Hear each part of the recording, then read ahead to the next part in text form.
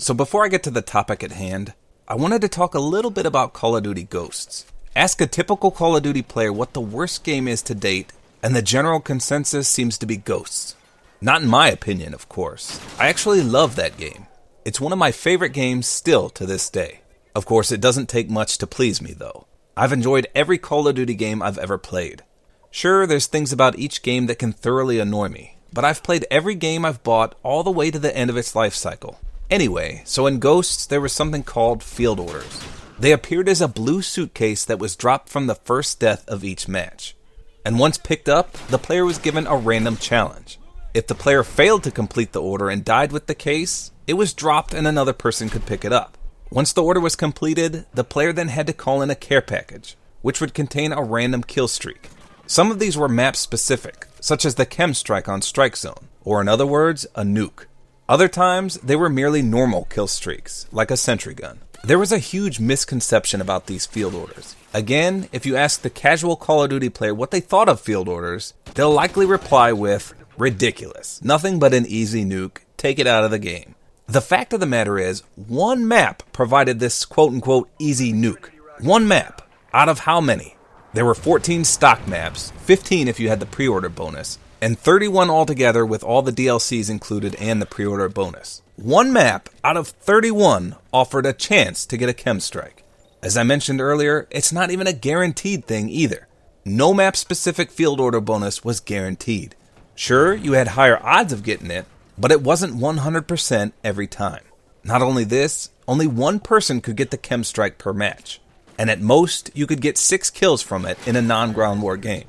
So 6 free kills one time a match if you were lucky enough to A. grab the field order, B. complete the task, and C. survive long enough to claim the drop and it was actually the chem strike.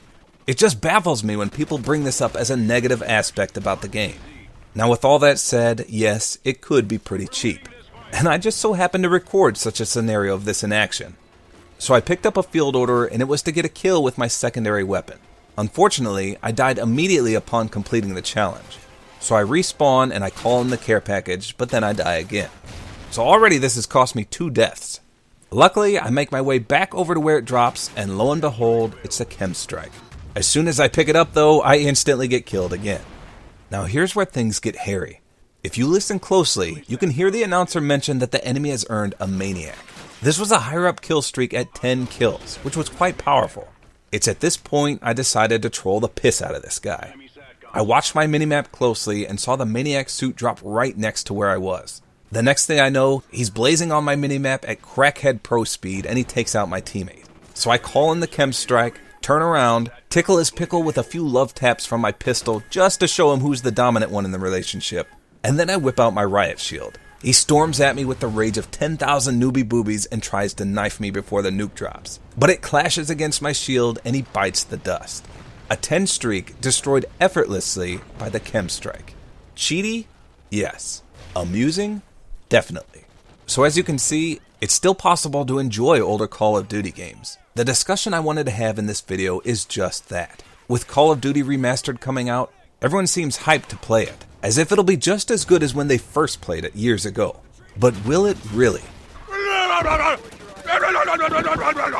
The last 2 Call of Duty games have had advanced movement, making traversing the entire map almost effortless. Going from a fluid movement system back to what the Call of Duty games used to have is a bit of a challenge. And that's what scares me about these remastered games. Not to mention the game will be releasing in combination with the new Infinite Warfare game, a game which is also supposed to have Black Ops 3 type movements. Even playing Ghosts here immediately after playing Black Ops 3, the game felt entirely too sluggish. Even though Ghosts had the slide feature, it was wank on the cob compared to the slide in Advanced Warfare and in Black Ops 3. In fact, it almost feels like it does nothing in this game. But Call of Duty Remastered won't even have the slide feature as it goes back even before then. And that definitely makes me a bit nervous. Everyone seems to want to go back to the old ways when it was just boots on the ground. But after getting a taste of advanced movements, will people start to complain about the game playing entirely too slow? Maybe, maybe not. I'll admit, as soon as I started playing Ghost the other day, I wasn't enjoying it. However, after about 5 or 6 games, I got accustomed to the movement again. The issue I see happening is that most people will likely be playing both Infinite Warfare as well as COD Remastered. so hopping back and forth between the games will likely be infuriating. Now, I'm all for remakes, and I definitely see this trend continuing with future Call of Duty releases. I have a hunch each new game will come with an older Call of Duty remake, with the next remake being Modern Warfare 2. Still, having to adjust from the drastically different movement systems will certainly cause a few headaches. I'm sure there's a few of you out there that only want to play Call of Duty Remastered, but the only way to do so is by purchasing both games. So chances are, almost everyone will be at least trying both games, and thus having to switch from advanced movements to sluggish boots on the ground. You know what's truly frightening though? Call of Duty Ghosts, which was universally hated, is the game that is most similar to Call of Duty 4 and Modern Warfare 2, which were arguably the most popular Call of Duty games of all time. So everyone who started Call of Duty back in the day are likely hyped for the Call of Duty Remastered game. But what about the people who started their Call of Duty lifespan with advanced movement games, such as Advanced Warfare and Black Ops 3? Will they be hyped for this game as well? Or will they assume the game is just a slowed down, outdated version of what they've come to enjoy with the current games? I'd like to hear in the comments your thoughts on jumping between two different movement systems, such as with Infinite Warfare and COD Remastered. Will you likely be playing both, or will you try to stick with one or the other, so as to save you from trying to continually readjust to the systems? Either way, I'm sure we can all agree that both games can't get here fast enough.